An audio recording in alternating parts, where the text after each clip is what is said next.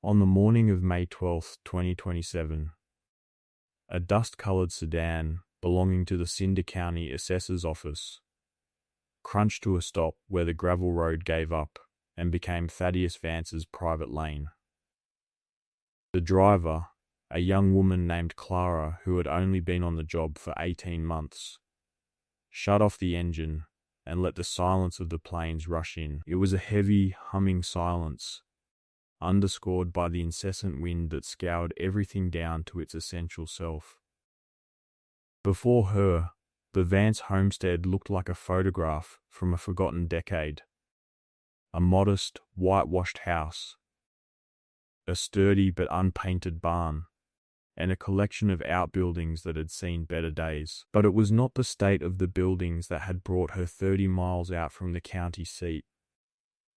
It was a stack of papers on her passenger seat, a confusing mess of deeds and titles that told a story nobody in Cinder Creek would have believed.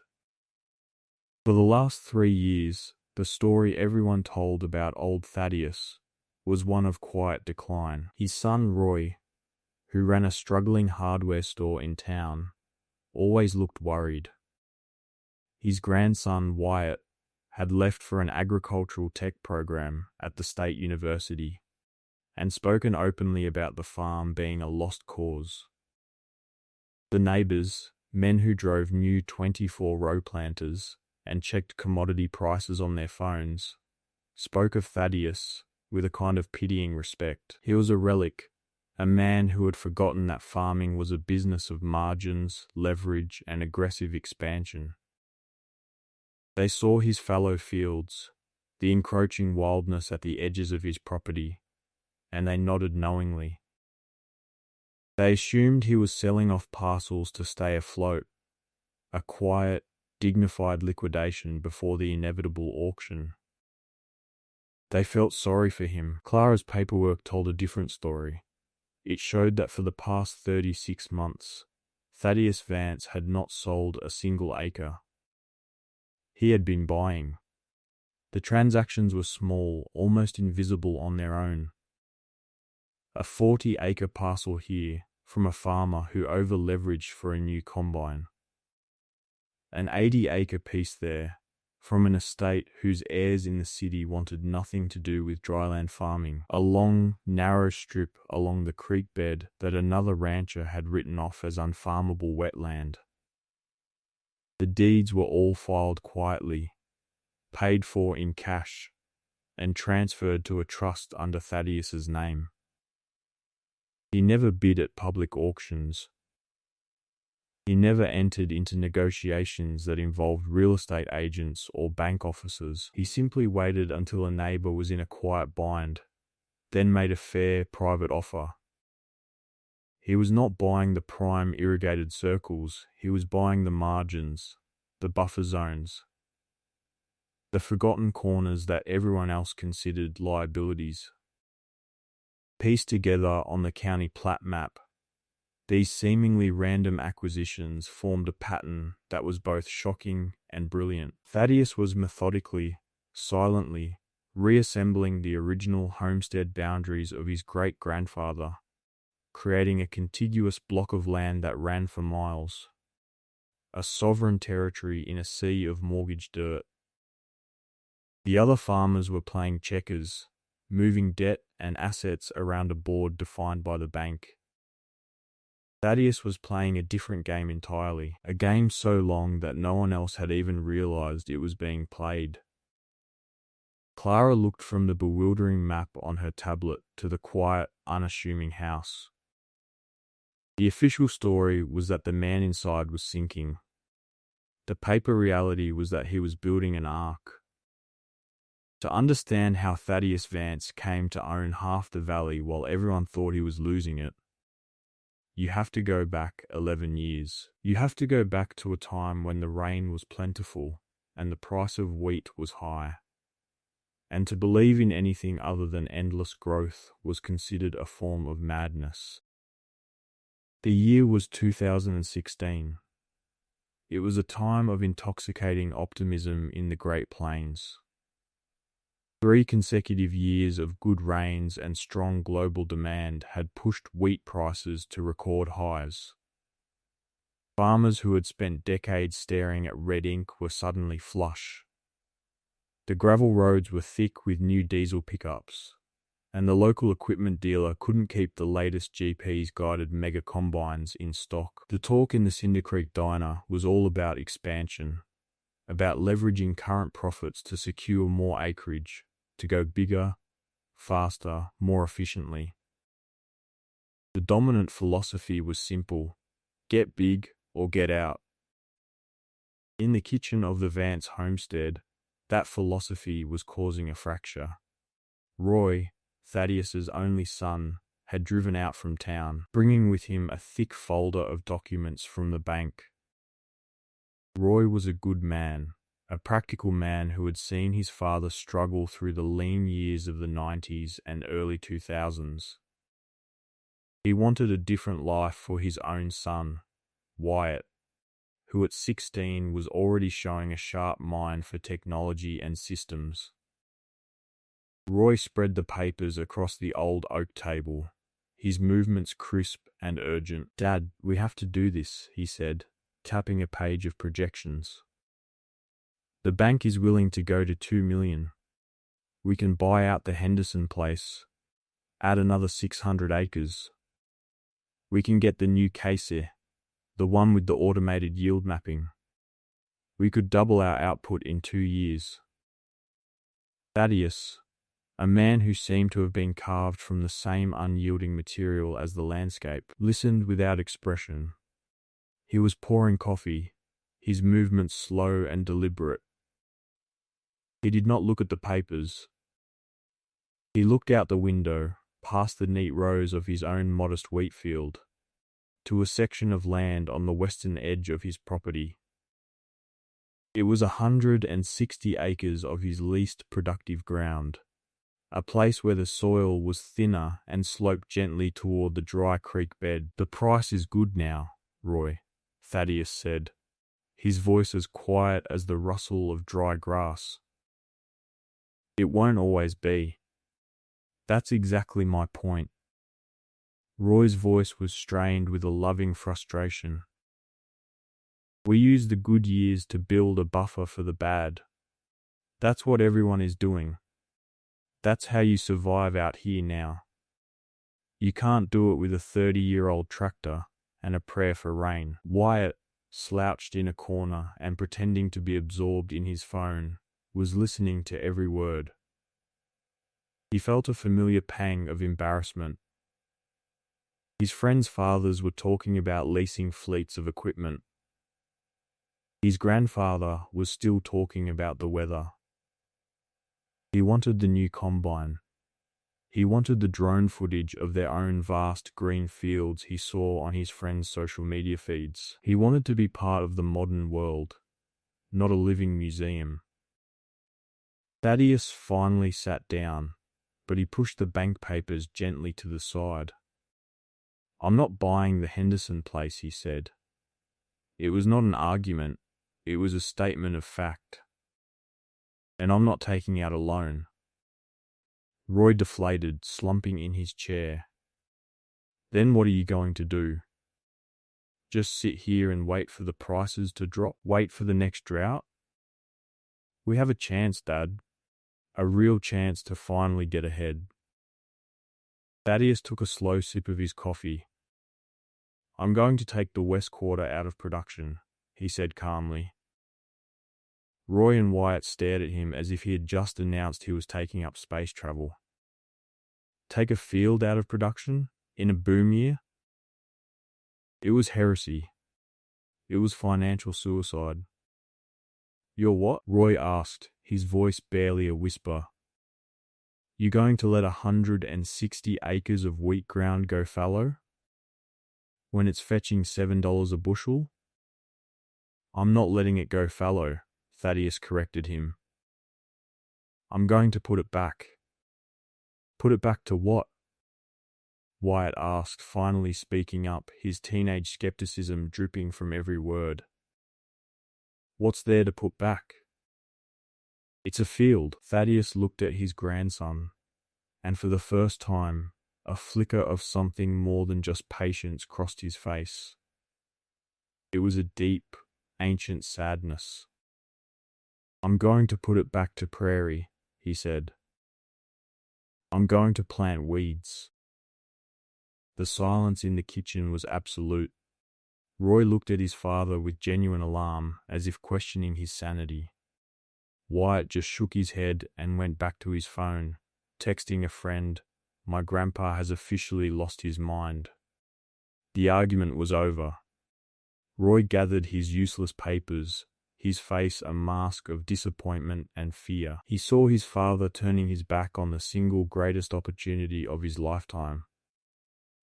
He saw a deliberate, willful act of self-sabotage.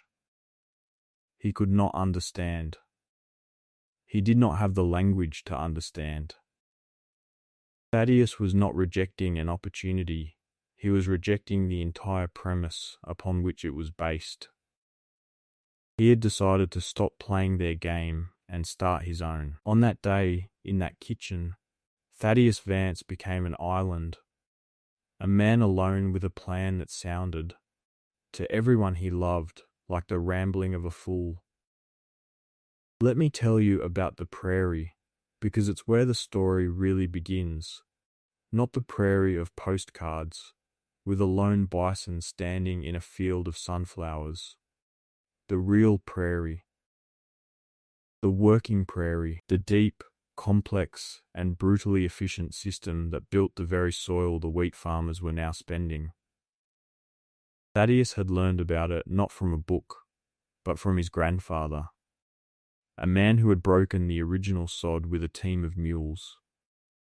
His grandfather had spoken of it with a kind of awe, as if describing a defeated, but still formidable god. He talked about a sea of grass so tall it would hide a man on horseback, with roots that went down not inches but feet, 10, 15, 20 feet into the earth.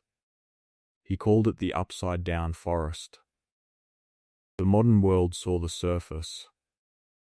It saw a crop of wheat, a single species, standing 4 feet tall for 3 months of the year. Its roots were shallow, an annual affair, a temporary grasp on the topsoil. The system was simple, clean, and measurable. A farmer's success was judged by the yield he could extract from that surface. Thaddeus, guided by the ghost of his grandfather, saw something else entirely. He saw a system of breathtaking complexity. The old prairie was not a monoculture. It was a community of hundreds of species of grasses, forbs, and legumes. Big bluestem, the king of the tall grasses, with roots like steel cables plunging 15 feet deep. Switchgrass, which could thrive in wet or dry conditions. Indian grass, with its golden, feather-like seed heads. And in between, dozens of other plants, each with a specific job. Some fixed nitrogen, fertilizing the soil naturally. Others had massive fibrous root systems that acted like a sponge, holding rainwater and releasing it slowly. Some were deep-rooted, pulling up minerals from the subsoil. Others were shallow-rooted, knitting together the topsoil to prevent erosion. To the modern eye, this was chaos. It was messy. It was, in a word, weeds. The entire project of modern agriculture was to eliminate this complexity, to replace the chaotic, resilient community of the prairie with the clean, fragile simplicity of the monocrop. The modern farmer used chemicals to kill the weeds, giant machines to till the soil into a uniform seedbed, and vast amounts of fossil fuel-derived fertilizer to replace the nutrients the prairie had once generated for free. The system was incredibly productive in the short term, but it was also incredibly brittle. It depended on cheap energy, stable weather, and a constant war against the natural tendency of the land which was to revert to complex, weedy, prairie-like chaos. So when Thaddeus said he was going to plant weeds, he was speaking a language only he understood. He wasn't giving up on farming. He was changing the definition of the farm. His neighbors were farming the top 6 inches of soil. Thaddeus was going to farm the top 20 feet. His neighbors were managing a crop. He was going to manage a system. He spent the winter of 2016 not in a bank office, but in the dusty corners of the internet, tracking down specialty growers and native plant societies. He bought seeds not by the bushel, but by the ounce, paying exorbitant prices for certified pure strains of grasses that his neighbors spent thousands of dollars a year to eradicate from their own fields. He bought sacks of little bluestem, Sidiotes grama, prairie dropseed, and a dozen other varieties whose names had not been spoken in Cinder Creek for 100 years. To his son Roy, this was just more evidence of his madness. "You spent $5,000 on weed seeds?" he had asked, incredulous, after seeing a receipt. To Thaddeus, it was the best investment he had ever made. He wasn't buying a commodity, he was buying a biography. He was buying a genetic library, a portfolio of resilience honed by 10,000 years of drought, flood, fire, and blizzard. In the spring of 2017, while his neighbors were out with their GP's guided air seeders, planting tens of thousands of dollars worth of hybrid wheat, Thaddeus went out to his chosen quarter section with his old 30-year-old tractor and a small broadcast spreader. He didn't till the land. He didn't spray it. He just drove back and forth, casting his precious, expensive dust onto the stubble of the last wheat crop. The neighbors watched from the road, shaking their heads. It looked like the act of a madman or a child, a futile gesture against the vast empty landscape. They saw a man throwing away money and land. They saw neglect. They saw a liability being born. Thaddeus saw an ark being built, one tiny seed at a time. He was planting a sponge, an anchor, a reservoir. He was planting the memory of the land back into itself. The years that followed were a long, quiet testament to patience. The work Thaddeus did on his prairie patch was largely invisible, and to an outsider it looked like no work at all. The first year, the field exploded not with the noble tall grasses of his vision, but with a riot of opportunistic annual weeds. The neighbors snickered. "Told you so" was the unspoken sentiment at the Cinder Creek diner. Thad's planting a thistle farm. Thaddeus was unconcerned. He knew the annuals were a necessary phase, nature's first responders, covering the bare ground. He walked the field, not with a sprayer, but with a notebook, identifying the invaders and noting the first, tentative sprouts of his chosen species. In the second year, he did something that truly cemented his reputation as an eccentric. He set it on fire. On a calm day in early spring, with the fire department on notice, and a water truck borrowed from a skeptical Roy, he lit the edge of the field. The fire moved quickly, consuming the dry thatch of the previous year's weeds in a rush of smoke and flame. It looked like an act of pure destruction, but it was an act of cultivation. The fire was what the prairie expected, what it needed. It cleared away the dead debris, returned nutrients to the soil in the form of ash, and, most importantly, the heat stimulated the germination of the tough-shelled perennial grass seeds. After the fire, the land was a blackened, desolate scar. "Now he's really done it," was the consensus. But a few weeks later, a miracle began. Pushing up through the black, nourished by the ash and awakened by the heat, came the green shoots of big bluestem and Indian grass. They were small, almost unnoticeable, but they were there. The prairie was coming back. For the next several years, this became the rhythm of Thaddeus's life. Long periods of quiet observation, followed by brief, decisive action. He walked the land constantly. He learned to read it like a book. He knew where the soil held moisture, where the switchgrass was thriving, where the Sidioat's grama was struggling. He wasn't imposing his will on the land. He was listening to it, guiding it, creating the conditions for it to heal itself. Meanwhile, the world outside his fence line continued its frenetic pace. The good years continued for a while. More new trucks, bigger silos. But then, the cycle began to turn.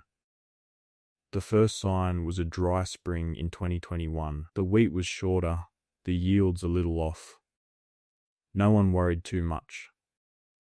That's what crop insurance was for. In 2022, the summer was brutally hot, and the rains never came. The center pivot irrigators, which had once been a supplement, became a lifeline. The hum of their electric motors was the constant soundtrack of the plains, a multi-million-dollar effort to defy the sky. The town's water tower had to enforce rationing for the first time in memory. Thaddeus watched, and he waited. His prairie, now in its 5th year, was starting to look like something. The grasses were waist-high, a thick, dense mat of green and gold. After a rain, the air above it was visibly more humid. The ground beneath it, protected from the baking sun and furious wind, was soft and damp. He could dig his hand into the soil and find earthworms, a species that had vanished from the sterile, compacted soil of the surrounding wheat fields. And he began to buy. He didn't seek anyone out. He just paid attention. He read the legal notices in the back of the weekly county paper, the tiny print that announced foreclosure auctions and tax defaults. He heard the whispers. He knew which neighbor had taken a 3rd mortgage to cover fuel and fertilizer costs. He knew whose son had no interest in coming back to a farm that was bleeding money. His first purchase was a long 80-acre strip that bordered his prairie. The owner had been trying to farm it, but it was on a slight grade, and the topsoil was washing away into the creek. To the owner, it was a losing proposition. To Thaddeus, it was a crucial buffer. He paid cash, a fair price, no questions asked. The farmer was relieved. He thought he had unloaded a liability onto the crazy old man. Next, he bought a waterlogged 40 acres down by the creek that everyone called the swamp. It was useless for crops, but Thaddeus knew that the health of the watershed started there. He bought another piece, and another, always the marginal land. The land that was too steep, too wet, too rocky, too inconvenient for the big machines. He was buying the pieces of the puzzle that nobody else wanted, because he was the only one who could see the whole picture. Each purchase was a quiet private affair, a handshake, a trip to the courthouse to file the deed. To the world, Thaddeus was a man in retreat. In reality, he was an empire builder in disguise. By the fall of 2025, the drought was no longer a conversation point. It was the only reality. The Great Plains were turning into a dust bowl in slow motion. The wheat fields, once a vibrant green, were a patchwork of stunted, yellowish-brown stalks. The ground between the rows was bare, cracked, and hard as concrete. The wind, which had always been a presence, was now a malevolent force, picking up the dry topsoil and sending it into the sky in great, choking clouds. The horizon was permanently hazy.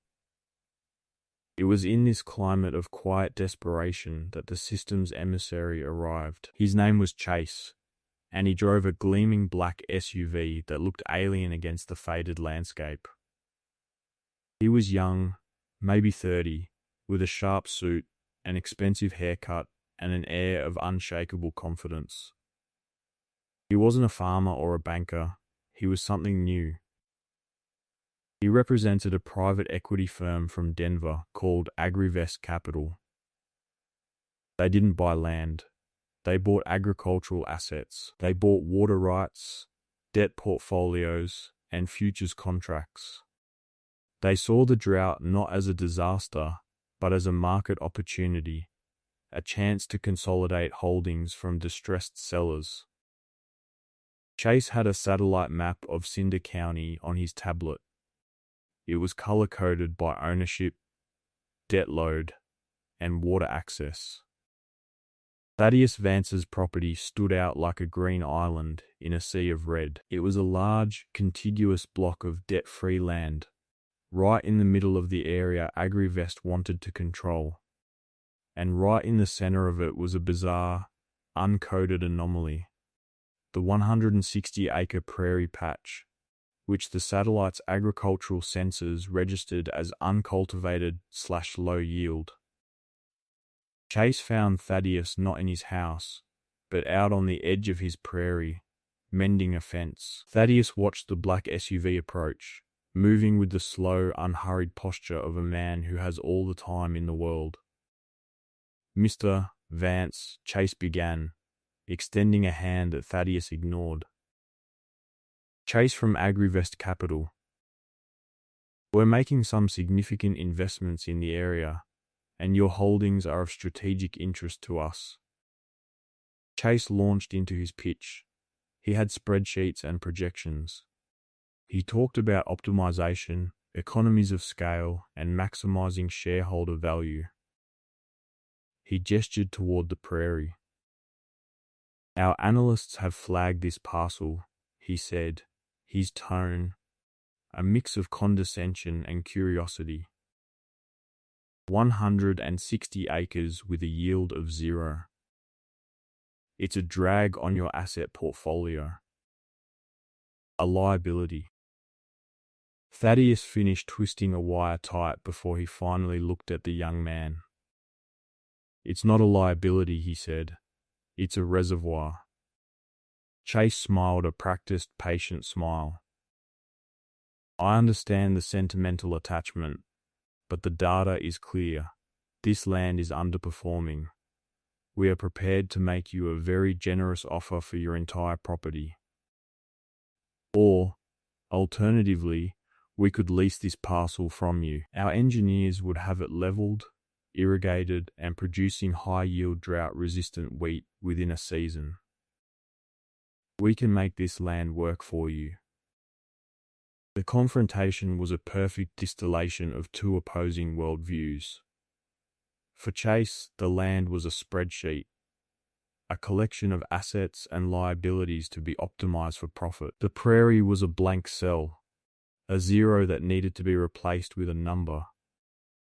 For Thaddeus, the land was a living system, a community whose health was measured not in bushels per acre, but in depth of roots, in organic matter, in the presence of earthworms. "My model shows that this valley's water table has dropped 30 feet in 5 years, Chase said, tapping his tablet. "Our high-efficiency drip irrigation systems can cut water usage by 50% compared to these old pivots. We're the future of farming in this region, Misty, Vance." Thaddeus looked past Chase, toward the hazy, dust-blown horizon. "Your model has no memory," he said, his voice quiet but firm. "You think the problem is how you get the water out of the ground. You haven't thought about how it gets in. That's what the rain is for," Chase said with a shrug, as if stating the obvious. "And what do you do when it rains?"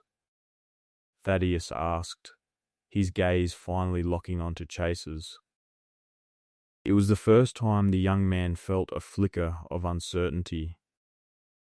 What happens when you get a foot of rain in one day on ground that's as hard and bare as a parking lot? Chase had no answer. His models were built on averages, on predictable inputs. They didn't account for anomalies, for the violent, unpredictable swings of a climate unmoored from its historical norms. The question did not compute. He saw an old man talking in riddles, clinging to an obsolete philosophy. "The offer stands, Mr. Vance," Chase said, retreating to the safety of his script. "Think about it, it's just weeds after all." He got back in his SUV and drove away, leaving a plume of dust that settled slowly onto the resilient, waiting grasses of the prairie. He had come to conquer, but he had failed to even understand the nature of the kingdom he was trying to seize. He had looked at an ark and seen only a pile of lumber. The rain came in the second week of May 2027. It did not come as a gentle, soaking spring shower. It came with the biblical fury of a system pushed past its breaking point. For 6 years, the sky had been a miser, hoarding its moisture. Now, it dumped its entire savings in a single, cataclysmic transaction. A supercell thunderstorm, born of superheated air over the dry plains and a surge of moisture from the Gulf of Mexico, stalled directly over Cinder County. In 12 hours, it dropped 14 inches of rain, more than the region had seen in the entire previous year. For the farmers who had been praying for rain, it was a cruel and devastating answer. The ground, baked hard by years of drought and sun, was as receptive to water as a ceramic plate. The rain did not soak in, it had nowhere to go. It began to move. At first, it was just a sheen of water on the surface of the vast, bare wheat fields. But then, the sheen became a sheet, and the sheet began to gather momentum. It picked up the loose, desiccated topsoil, the very lifeblood of the land, and turned the water into a thick, brown slurry. This abrasive mixture acted like liquid sandpaper, scouring the surface, carving small rills that quickly merged into larger gullies. The neat, geometric patterns of modern agriculture became channels for its own destruction. The long, straight rows of the wheat fields, designed for the convenience of machines, were now perfect conduits for erosion. The water, with nothing to slow it down, accelerated, its power growing exponentially. It ripped through the stunted wheat crops, tearing them from the ground. It overwhelmed the shallow ditches and culverts, which had been designed for a climate that no longer existed. By dawn, Cinder Creek was no longer a creek. It was a raging, chocolate-colored river, 100 yards wide, carrying a grim cargo of topsoil, fertilizer, fence posts, and the shredded remains of the valley's economic hopes. The center pivot irrigators, monuments to a failed technological faith, stood marooned in newly formed lakes, their wheels sunk in a thick ooze of mud. The land that had been so carefully managed, so precisely controlled, had been utterly and comprehensively ruined. It was a landscape of total systemic failure. But on Thaddeus Vance's land, a different story was unfolding. When the first heavy drops of rain struck his prairie, they did not find bare, compacted earth. They found a thick, multi-layered thatch of decaying grass from previous years, a natural mulch inches deep. This thatch absorbed the initial impact of the raindrops, preventing the soil from being pulverized. Instead of sheeting off, the water began to drip and trickle down into the world below. Beneath the thatch, it encountered a dense sod, a tangled web of roots from dozens of different plant species, knitting the topsoil together like a carpet. The water slowed, spreading out, finding its way into the pore spaces of the soil, which, unlike the compacted field soil, was alive and granular, full of the channels left by earthworms and decaying roots. And then it met the real engine of the prairie, the deep roots, the upside-down forest. The water descended, following the channels of big bluestem roots down 5, 10, 15 feet. It was not running off, it was running in. The entire 160-acre prairie patch was acting as a single colossal sponge drinking the deluge. The land swelled with moisture, recharging the depleted aquifer from the top down. There was no runoff, no erosion. The creek that bordered the prairie, fed by its slow, clean seepage, ran clear. The climax of Thaddeus's long game was not a shout of victory, but the profound silence of a functioning system. It was the quiet gurgle of water soaking into healthy soil. It was the absence of destruction. Clara, the young woman from the assessor's office, stood with Thaddeus on the edge of his property line.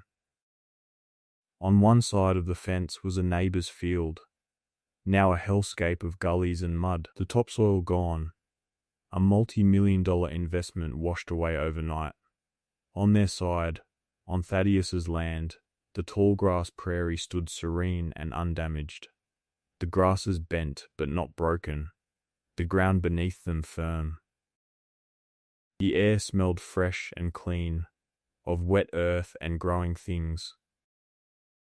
Clara looked at the devastation on one side, and the quiet resilience on the other. Then she looked down at the plat map on her tablet, the one showing the strange pattern of Thaddeus's purchases. She finally understood. He hadn't just been buying land, he had been building a watershed. The marginal parcels he had acquired, the ones everyone else had discarded, were the critical buffer zones, the banks of his great grassy reservoir. Roy and Wyatt arrived, their faces pale with shock from what they had seen on the drive out. They stopped at the fence line, speechless. They had witnessed the apocalypse on their neighbours' farms. Here they were witnessing a miracle. Wyatt, the student of agricultural technology, of systems and data, stared at the prairie. He had been taught to see it as a zero, an absence of yield. He now saw it for what it was, the most advanced, most resilient technology in the entire valley. He looked at his grandfather, the man he had once pitied as a relic. Thaddeus wasn't looking at the destruction. He was looking at the prairie, a small, satisfied smile on his face. He had asked the land for a service, not a commodity. He had asked it to hold, to endure, and in its moment of testing, the land had delivered. In the weeks and months that followed the Great Flood, a new reality settled over Cinder County. The old reality had been washed away with the topsoil. The AgriVest capital office in the nearest city quietly closed. Their models had not predicted an event that could zero out an entire portfolio of assets in one night. Chase and his spreadsheets were gone. The banks, facing catastrophic defaults, stopped lending. The machinery dealership fell silent. The talk in the diner was no longer of expansion, but of bankruptcy and foreclosure. The brittle system, optimized for efficiency in a stable world, had shattered at the first shock.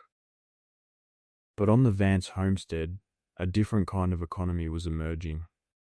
Thaddeus's land and the marginal parcels he had so wisely bought were largely intact. His prairie had absorbed the flood, and in doing so had protected the lands downstream. The water table beneath his property, measured by the old hand dug well his grandfather had used, had risen by 20 feet. He now owned the most valuable commodity on the plains, water, held not in a tank, but in the living soil. The neighbors, his former critics, started to come to him. They did not come with pity or condescension now, but with a humbled, desperate curiosity. They came not for handouts, but for knowledge. They walked with Thaddeus to the edge of the prairie and stared at it, trying to understand. How? Was the question they all asked. How did it hold? Thaddeus did not gloat. He did not say, "I told you so."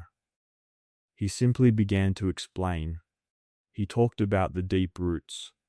He talked about the importance of diversity, of having dozens of different plants all working together.